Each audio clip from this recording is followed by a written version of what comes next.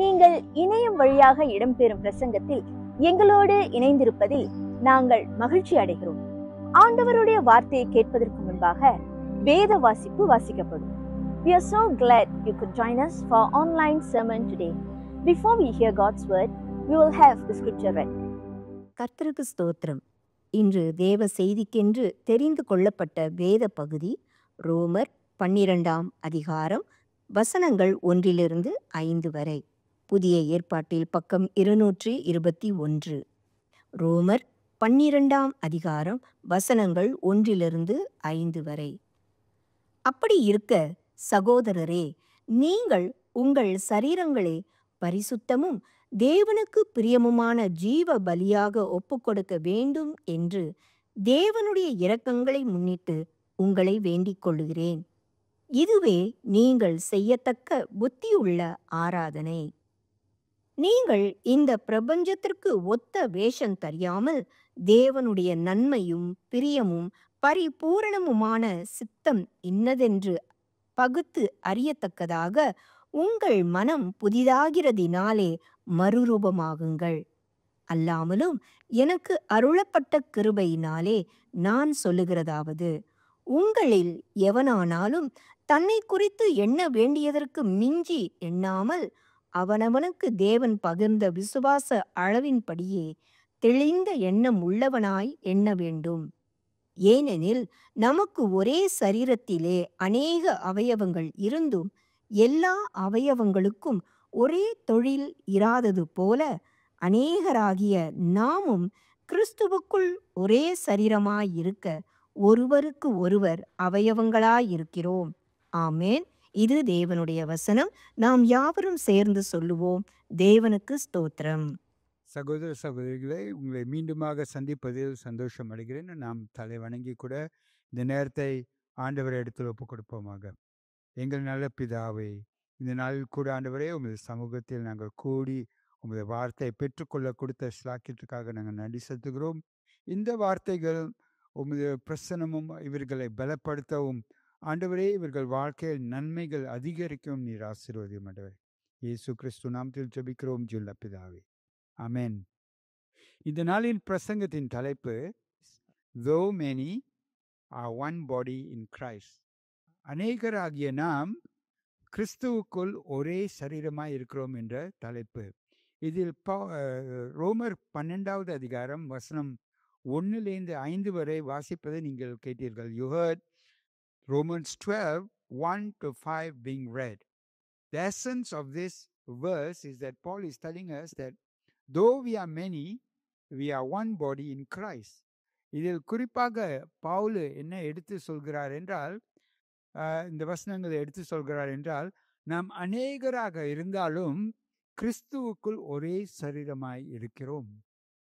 ரோமர் புஸ்தகத்தில் அதிகாரம் 1-11வது அதிகாரம் வரை நீங்கள் வாசித்து பார்த்தீங்கள் என்றால், அது நம்முடைய கோட்பாடை, கிறிஸ்துவ கோட்பாடை குறித்து எடுத்து சொல்கிறது. If you read from Romans chapter 1 to chapter 11, it focuses intently on the doctrine of salvation. ரட்சிப்பின் கோட்பாடை குறித்து அந்த அதிகாரங்கள் எடுத்து சொல்கிறது. ஆண்டவரோட கிருபையும் நம்முடைய விசுவாசமும் அடங்கியிருக்கிறதை குறித்து அவர் எடுத்து பேசுகிறார். Paul writes about the doctrine of salvation by God's grace and through our faith.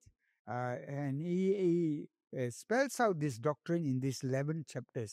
இந்த 11வது அதிகாரங்களில் அவர் அதை குறித்து எடுத்து பேசுகிறார். ஆனால் 12வது அதிகாரத்திலேருந்து பார்த்தீங்க என்றால் அவர் நம்ம எப்படி வாழ வேண்டும் என்று எடுத்து சொல்கிறார். But from chapter 12 onwards, based on this doctrine, he teaches us how our life should be, how we should live this life. இந்த வாழ்க்கையை நாம் எப்படி வாழ வேண்டும், நம்மளோட மறுமொழி, இந்த கேட்ட கோட்பாடுகளுக்கு நம்முடைய வாழ்க்கையின் மறுமொழி எப்படி இருக்க வேண்டும், எப்படி நாம் சொல்லிக் கொடுக்க வேண்டும், எப்படி நாம் சேவை செய்ய வேண்டும், எப்படி நாம் அன்பாக இருக்க வேண்டும், எப்படி நாம் கொடுக்கிறதுல இருக்க வேண்டும் என்று. He teaches us how we should teach, how we should serve, how we should love, and how we should give. And so Paul urges Christians to live to a certain way of life in light of what God did for us. அப்படி இருக்கையில் நம்ம பவுல் என்ன எடுத்து சொல்கிறார் என்ற ஊக்கப்படுத்துகிறார் என்றால், கிறிஸ்தவர்கள் ஒரு தனி வகையாக வாழ வேண்டும், ஒரு ஒரு வித்தியாசமான ஒரு வழியில் வாழ வேண்டும். ஏனென்றால் ஆண்டவரோட வார்த்தை அப்படியாக வெளிப்படுத்துகிறது. God's word reveals some truths, and knowing these truths we have to live our life in a certain way. And Paul is urging, that's why he starts the sentence by I appeal, I urge you. அதனால தான் அவர் சொல்றார், அப்படியாக அங்க எடுத்து சொல்கிறார். And so here he is calling for a rational and reasonable response from us. அவர் ஒரு பகுத்தறிவு உள்ள நியாயமான உள்ள ஒரு மறுமொழியை நம்ம இடத்துல அவர் எதிர்பார்க்கிறார். Since we can never repay God for forgiving our sins and including us in his family, there is only one rational response, and that is worship. ஆண்டவர் நம்மளோட பாவங்களிலிருந்து நம்மளை மீட்டெடுத்து நம்மளை மன்னித்து அவரோட குடும்பத்தில் சேர்த்து இருக்கிறார். அதனால் நம்மளுடைய பகுத்தறிவு வாய்ந்த ஒரு சரியான மறுமொழி என்ன என்றால் ஆராதிப்பு, அவரை ஆராதிக்கிறது. He describes our our reasonable worship as presenting our bodies, our entire lives to God as if we are holy and acceptable sacrifices. அவர் எடுத்து சொல்றாரு, ஒரு நியாயமான ஆராதிப்பு எப்படி இருக்கும் என்றால், நம்மளோட சரீரத்தை முழு வாழ்க்கையை ஆண்டவருக்கு அர்ப்பணை செய்யணும். அது பரிசுத்தமாகவும் ஏற்றபடியாகவும் இருக்க நம்ம படைக்கணும், நம்மளோட வாழ்க்கையை தியாகம் செய்யணும் என்று அவர் எடுத்து சொல்கிறார். He says we should sacrifice.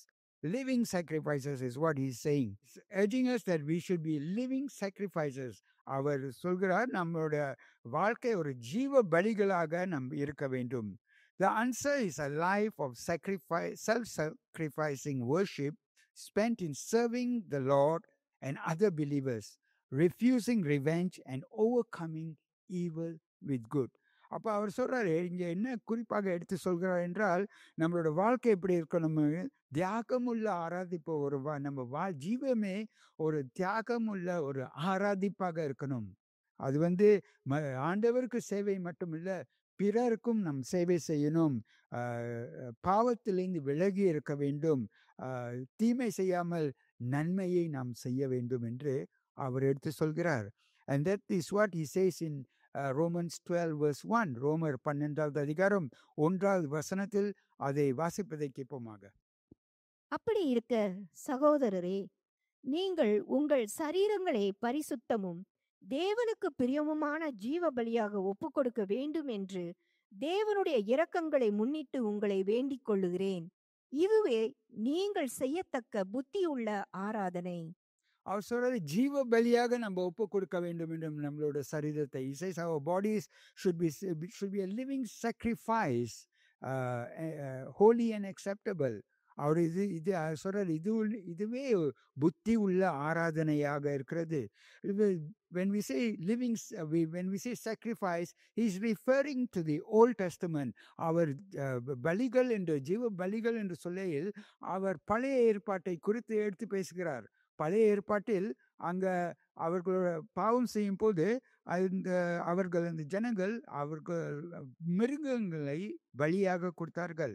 In the Old Testament, when the people sinned, they offered animals as sacrifices to be for them to be forgiven of their sin.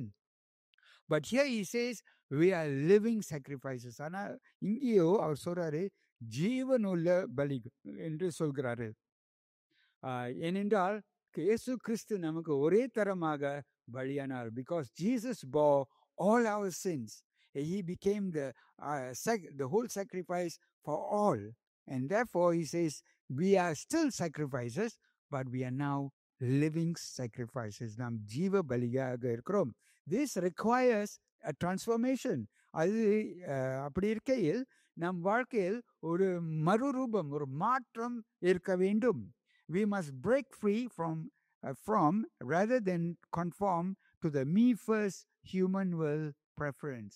நம்ம வந்து எப்படி என்றால், உலகம் நீ தான் முக்கியம், உன் ஜீவன் தான் முக்கியம், நீ தான் முதலாக இருக்கணும் என்ற அந்த சிந்தனையிலிருந்து நாம் விடுதலை பெற வேண்டும். உலகத்துக்கு இடம் கொடுக்காமல் ஆண்டவரோட கொள்கைகளுக்கு இடம் கொடுக்க வேண்டும். We have to break away and we must have our minds renewed. நம்மளோட சிந்தனை, நம்மளோட உள்ளமானது மாற்றி அமைக்கப்பட வேண்டும். To look at the world as how God sees. உலகத்தை எப்படி நாம் பார்க்க வேண்டும் என்றால், ஆண்டவர் இந்த உலகத்தை எப்படி பார்க்கிறார்? How does God see this world? And so we have to see it as God sees the world. To begin to understand what he wants. ஆண்டவர் என்ன விரும்புகிறார்? And instead of focusing on what we want, நாம் விரும்புவது குறித்து அல்ல, ஆண்டவர் என்ன விரும்புகிறார் என்று நம்மளோட சிந்தனை அங்க ஒரு மாற்றம் வர வேண்டும். There has to be a change in our thinking. And so for this, Paul is, in these verses, I'm bringing out 3 points that I want to bring to your attention. உங்களோட கவனத்துக்கு 3 குறிப்புகள் எடுத்து சொல்ல விரும்புகிறேன். முதலாவதாக, the first is that the unity of the body of believers is in Jesus Christ. முதலாவதாக என்னென்ற, நம்முடைய ஐக்கியம், விசுவாசிகளுடைய அந்த ஐக்கியம் கிறிஸ்துவுக்குள் இருக்கிறது. ஒற்றுமை, அந்த ஒற்றுமை கிறிஸ்துவுக்குள் இருக்கிறது. The Christian unity is a state of oneness, harmony and love among believers in Jesus Christ. கிறிஸ்துவ ஐக்கியம் என்று சொல்லையில், ஒற்றுமை என்று சொல்லையில், அது கிறிஸ்துவுக்குள் அடங்கி இருக்கிற அன்பாகவும் ஒரு மனதோடும் கூட அங்கு அடங்கி இருக்கிறது. It is not merely uniformity, but a deep spiritual connection that reflects the relationship between God the Father, God the Son and God the Holy Spirit. அது வந்து ஒரு சீரான தன்மை அல்ல. தனிப்பட்ட வகையில் நம்ம எல்லாம் ஒரே மாதிரியாக இருக்கணும், அப்படி இல்லை. ஆனா அங்க ஒரு ஆவிக்குரிய ஐக்கியம் இருக்கிறது, ஆவிக்குரிய உறவு இருக்கிறது. அது எதை வெளிப்படுத்தும் என்றால், பிதா, குமாரன், பரிசுத்த ஆவியானவர் இவர்கள் 3 மத்தியில் இருக்கிற அந்த ஐக்கியத்தை நமக்குள்ளாக அது வெளிப்படுத்தும். It reveals the relationship, the spiritual connection that the Father has between the Son and the Holy Spirit, and that connection is revealed in us. The Father and the Son and the Spirit are unified in purpose and in essence.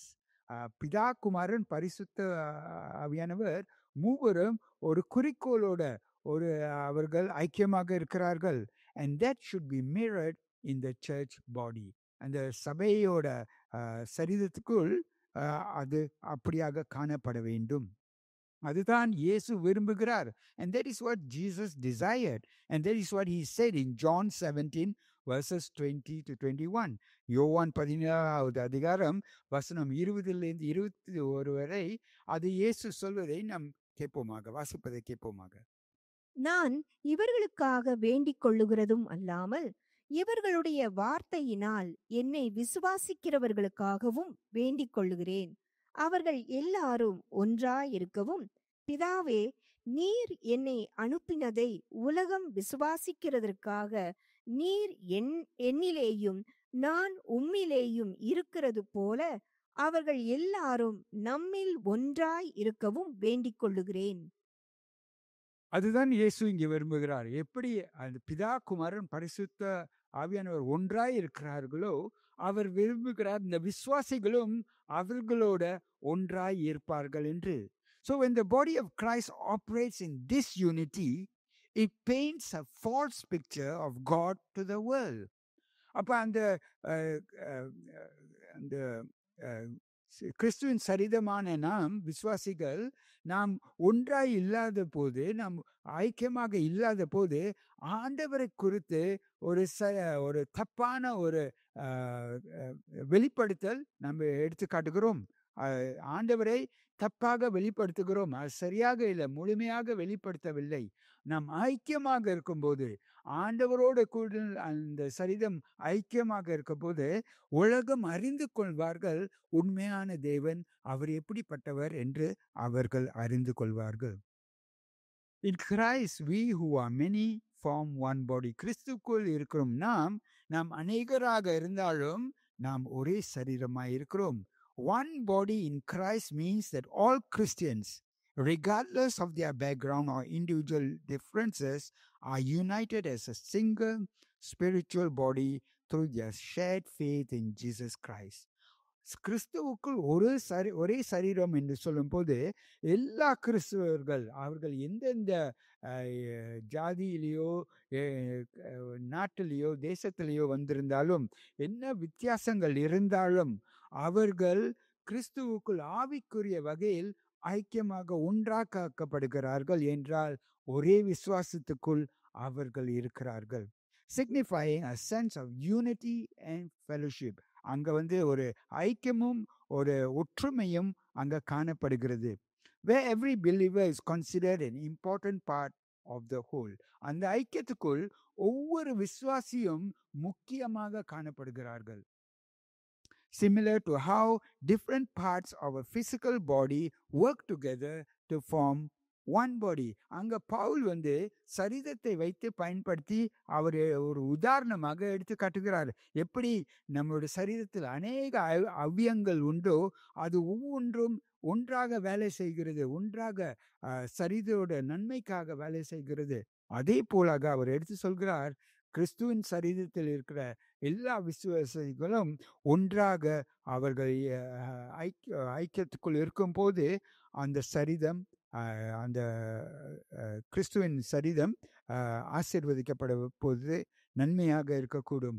அதுதான் ரோமர் 12வது அதிகாரம் 4வது வசனத்தில் வாசிப்பதை கேட்போமாக. In Romans 12:4 it says, "For as in one body we have many members, and the members do not all have the same function." ஏனெனில் நமக்கு ஒரே சரீரத்தில் அநேக அவயவங்கள் இருந்தும் எல்லா அவயவங்களுக்கும் ஒரே தொழில் இராதது போல.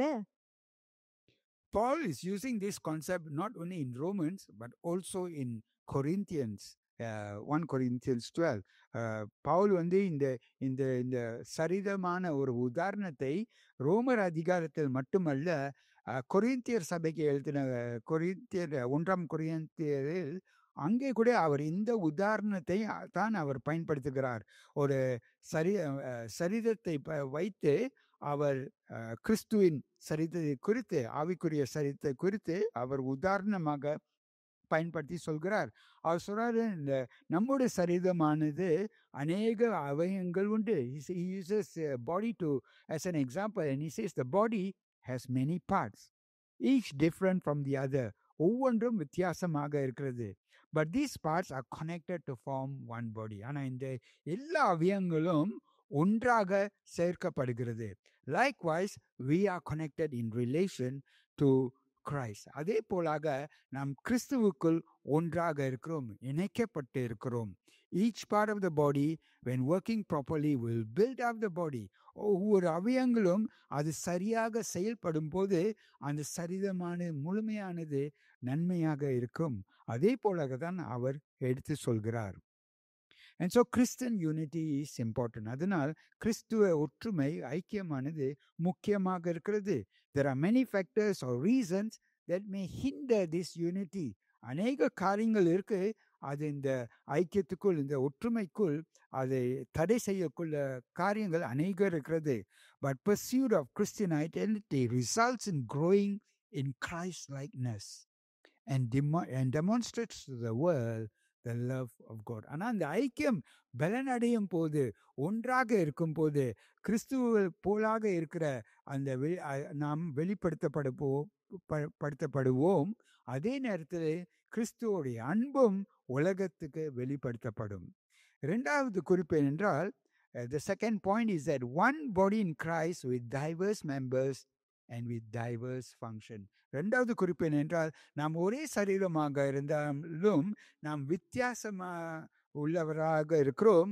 நமக்கு வித்தியாசமான பொறுப்புகளும் ஆசீர்வாதங்களும் கொடுக்கப்பட்டிருக்கிறது. அது ரோமர் 12வது அதிகாரம் வசனம் 4-5 வரை வாசிப்பதை கேட்போமாக. Let's hear Romans 12 verse 4-5 being read. ஏனெனில் நமக்கு ஒரே சரீரத்தில் அநேக அவயவங்கள் இருந்தும் எல்லா அவயவங்களுக்கும் ஒரே தொழில் இராதது போல அநேகராகிய நாமும் கிறிஸ்துவுக்குள் ஒரே சரீரமாய் இருக்க ஒருவருக்கு ஒருவர் அவயவங்களாய் இருக்கிறோம். So Paul is saying God has equipped us differently to serve each other in church. Pavul இங்க என்ன எடுத்து சொல்றாரு என்றால், நாம் ஒரே சரீரமாக இருந்தாலும் நாம் வித்தியாசவர்களாக இருக்கிறோம். ஆனால் ஆண்டவர் அதே நேரத்திலே வித்தியாசமான வரங்கள் நமக்கு கொடுத்திருக்கிறார். அதை பயன்படுத்தி ஒருவருக்கு ஒருவர் சேவை செய்ய அவர் விரும்புகிறார். And that is what it says in Romans 12 verse 6 to 8. ரோமர் 12 அதிகாரம் 6-8 வரை வாசிப்பதை கேட்போமாக. நமக்கு அருளப்பட்ட கிருபையின்படியே நாம் வெவ்வேறான வரங்கள் உள்ளவர்கள் ஆனபடியினாலே நம்மில் தீர்க்க தரிசனம் சொல்லுகிற வரத்தை உடையவன் விசுவாச பிரமாணத்துக்கு ஏற்றதாக சொல்ல கடவன். ஊழியம் செய்கிறவன் ஊழியத்திலும், போதிக்கிறவன் போதிக்கிறதிலும், புத்தி சொல்லுகிறவன் புத்தி சொல்லுகிறதிலும் தரித்திருக்க கடவன். பகிர்ந்து கொடுக்கிறவன் வஞ்சனை இல்லாமல் கொடுக்க கடவன். முதலாளியானவன் ஜாக்கிரதையாய் இருக்க கடவன். இரக்கம் செய்கிறவன் உற்சாகத்துடனே செய்ய கடவன். And so Paul here says that God has given us different gifts and we have to use these gifts to do what is needed to keep the body going together. அவர் சொல்றாரு, இங்க நம்ம அநேகர் வெவ்வேறு வரங்கள் கொடுக்கப்பட்டிருக்கிறோம். அந்த வரங்களை நாம் பயன்படுத்தி இந்த சரீரம் ஒன்றாய் இருக்க உதவி செய்யும். அதனால் அதை பயன்படுத்த சொல்கிறார். And so he says, use them. Use the gifts that have been given to you to keep that unity, to keep the body together, to serve one another. ஒருவர் சேவை செய்யவும் அந்த ஐக்கியத்துக்குள் இருக்கவும் அவர் நம்மை உற்சாகப்படுத்துகிறார். And then it says in Romans 12:3, ரோமர் 12 அதிகாரம் 3வது வசனத்தை வாசிப்பதை கேட்போமாக. அல்லாமலும் எனக்கு அருளப்பட்ட கிருபையினாலே நான் சொல்லுகிறதாவது, உங்களில் எவனானாலும் தன்னை குறித்து எண்ண வேண்டியதற்கு மிஞ்சி எண்ணாமல் அவனுக்கு தேவன் பகிர்ந்த விசுவாச அளவின்படியே தெளிந்த எண்ணமுள்ளவனாய் எண்ண வேண்டும். ஆண்டவர் ஒவ்வொருக்கும் ஒரு வரம் கொடுத்திருந்தாலும் அந்த ஆண்டவர் இந்த பவுல் எடுத்து சொல்கிறார், இந்த வரங்களில் வித்தியாசம் இல்லை, உயர்வும் தாழ்வும் அல்ல. You know, Paul is saying that each one of us is given a different gift, but there is no high valued gift or a low valued gift, not one that is overvalued and undervalued. You know, some people may feel that they are special because they have a certain gift, and in their eyes that gift may seem special. But Paul is saying here, all gifts are from God and they are all the same. And so even there's no gifts that is undervalued by God. ஆண்டவரால் குறைவாக காணக்கூடிய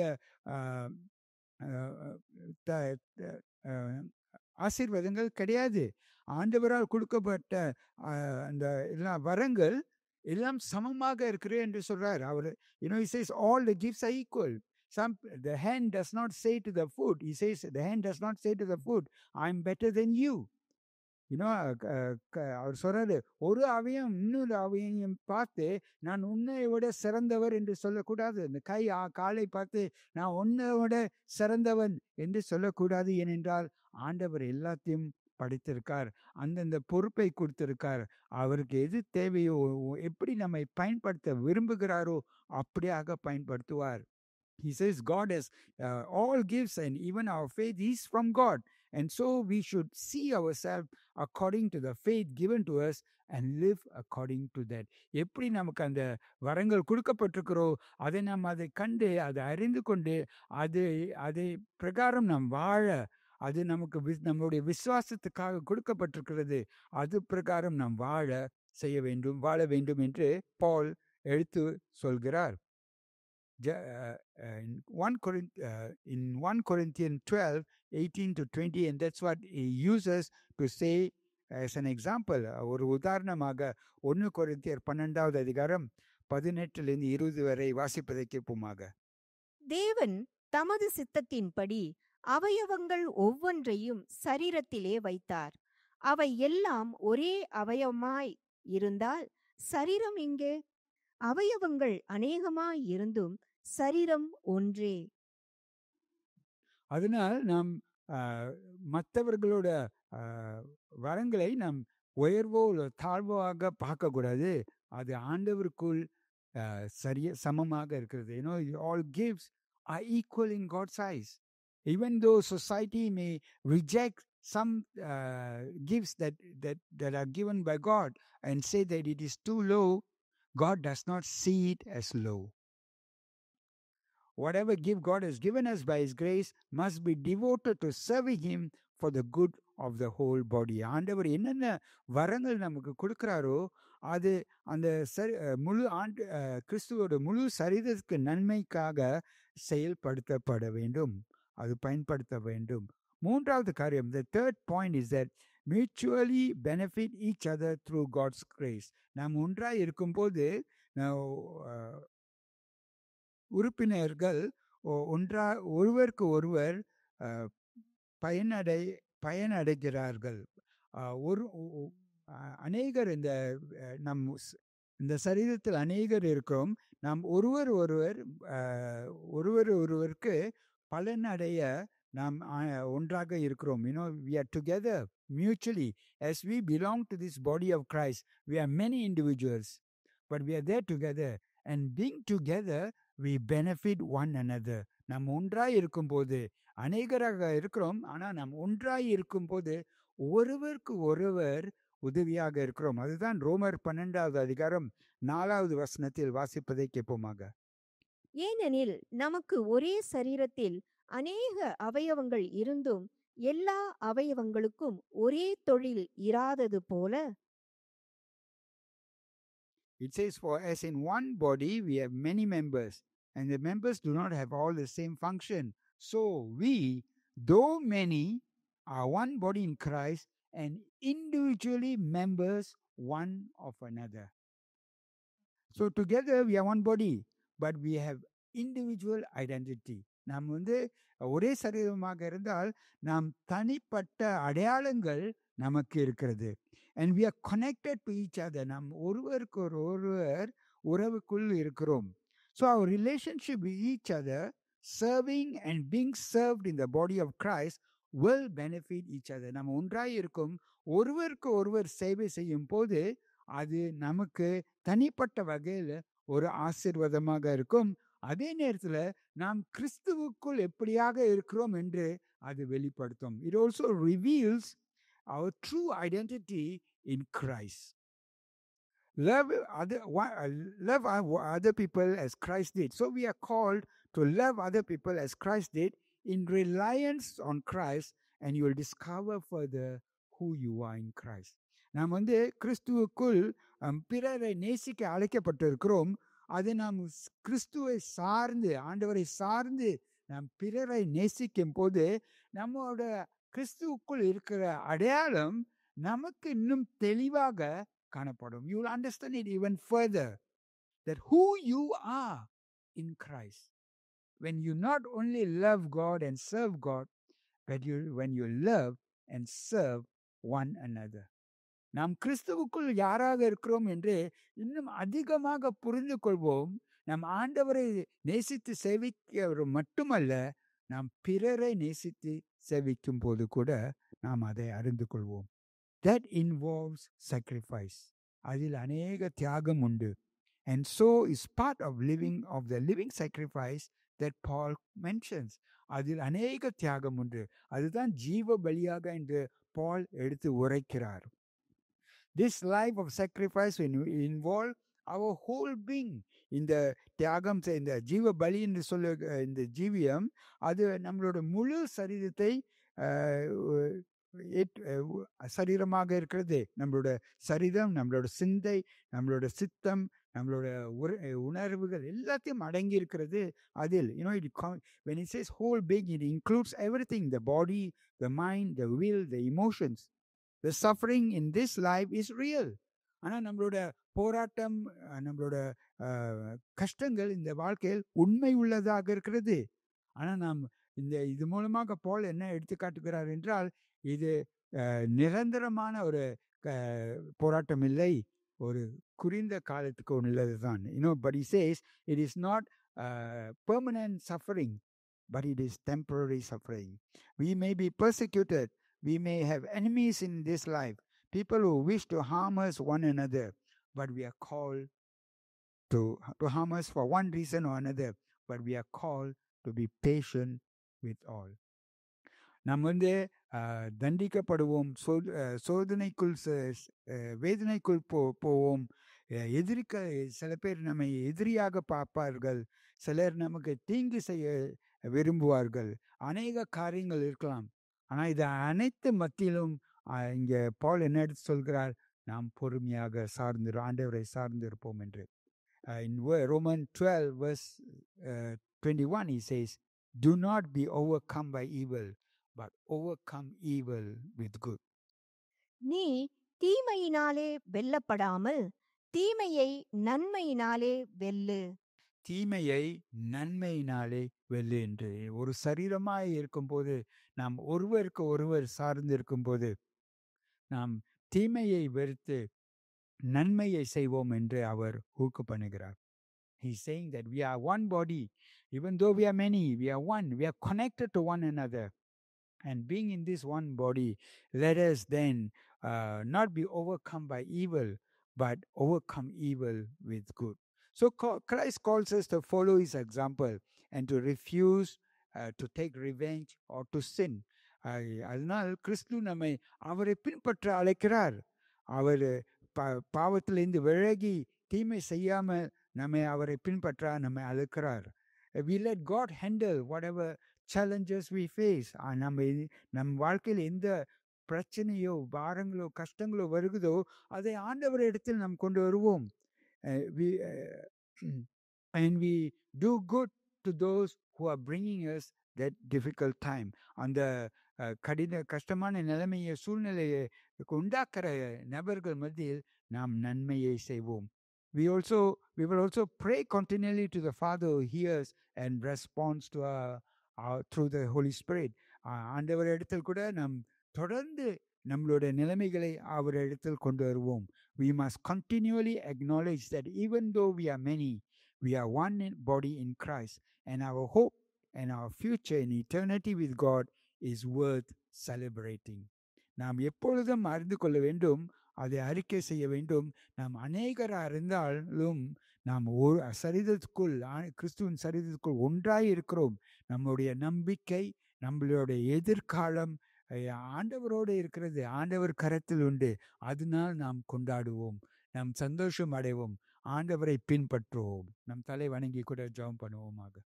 ஆண்டவரே, எங்களோட இந்த நாளில் கூட நீர் பவுல் மூலமாக எங்களுக்கு இந்த உண்மைகளை வெளிப்படுத்தினதுக்காக நாங்கள் நன்றி செலுத்துகிறோம். நாங்கள் ஆண்டவரே அநேகர் வித்தியாசமாக இருந்தாலும் நாம் கிறிஸ்துவுக்குள் ஒன்றாய் சரீரமாய் இருக்கிறோம். ஆண்டவரே, Father, we want to just thank you for reminding us that even though we may be different from others in the church, we are one in the body of Christ. That you have given us gifts to help us to grow in you. நமக்கு ஆண்டவரே வரங்களை நீர் கொடுத்திருக்கிற உண்மையில் நாங்கள் வளரவும், நாம் இன்னும் அதிகமாக நம்முடைய அடையாளத்தை, கிறிஸ்துவுக்குள் இருக்கிற அடையாளத்தை அறிந்து கொள்ளவும் நீர் எங்களுக்கு உதவி செய்கிறீர். Lord, you are helping us to better understand our identity in Christ through our service to you and to others. பிறர்க்கும் உமக்கும் செய்யக்கூடிய சேவை மூலமாக நாம் இன்னும் தெளிவாக புரிந்து கொள்ள எங்களுக்கு உதவி செய்வதற்காக நாங்கள் நன்றி செலுத்துகிறோம். ஆண்டவரே, இந்த நாளை கூட உமது கருத்தை மீண்டுமாக ஒப்புக் கொடுக்கிறோம். இந்த செய்தியை கேட்கிற ஒவ்வொருவரையும் ஆசீர்வதியும் பலப்படுத்தும். ஆண்டவரே, அவர்கள் உம்மில் நேசிக்கப்பட்டவர்கள், உம்மால் வழி நடத்தப்பட்டவர்கள் என்ற அந்த உறுதி அவர்கள் வாழ்க்கையில் உறுதிப்படுத்தப்பட, அவரோட சிந்தையில் உறுதிப்படுத்தப்பட, அவர்களோட உள்ளங்களில் உறுதிப்படுத்தப்பட ஆசீர்வதியும். ஆண்டவரே, நன்மை செய்யும் ஐயா, ஆசீர்வதியும். இயேசு கிறிஸ்து நாமத்தில் ஜெபிக்கிறோம் ஜீவனுள்ள பிதாவே, ஆமென். தேவனுடைய வார்த்தையால் நீங்கள் ஆசீர்வதிக்கப்பட்டீர்கள் என நம்புகிறோம். பிரசங்கத்தை கேட்ட பிறகு உங்களுக்கு ஏதேனும் கேள்விகள் இருந்தால் அல்லது யாரிடமாவது பேச வேண்டும் என்றால் எங்கள் சபை அலுவலகத்தை தொடர்பு கொள்ளுங்கள். நீங்கள் தனிமையில் இல்லை என்றும் உங்களோடு சேர்ந்து பயணம் செய்ய நாங்கள் சபையாக முன்வருகிறோம் என்பதை நீங்கள் அறிய வேண்டும் என்று நாங்கள் விரும்புகிறோம். நீங்கள் கர்த்தருக்குள் ஒரு நபராக வளர்ச்சி அடைவதற்கு உங்களது பாதுகாப்பான இடமாக நாங்கள் இருக்க விரும்புகிறோம். இந்த வாரம் உங்களுக்கு சிறந்த வாரமாக அமையட்டும்.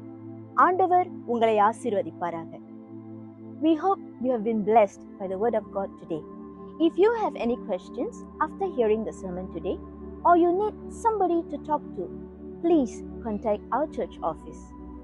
We would like you to know that you are not alone and that we as a church are willing to journey with you. We hope to be your safe space where you can grow in Christ as a person. We hope you have a great week. God bless you.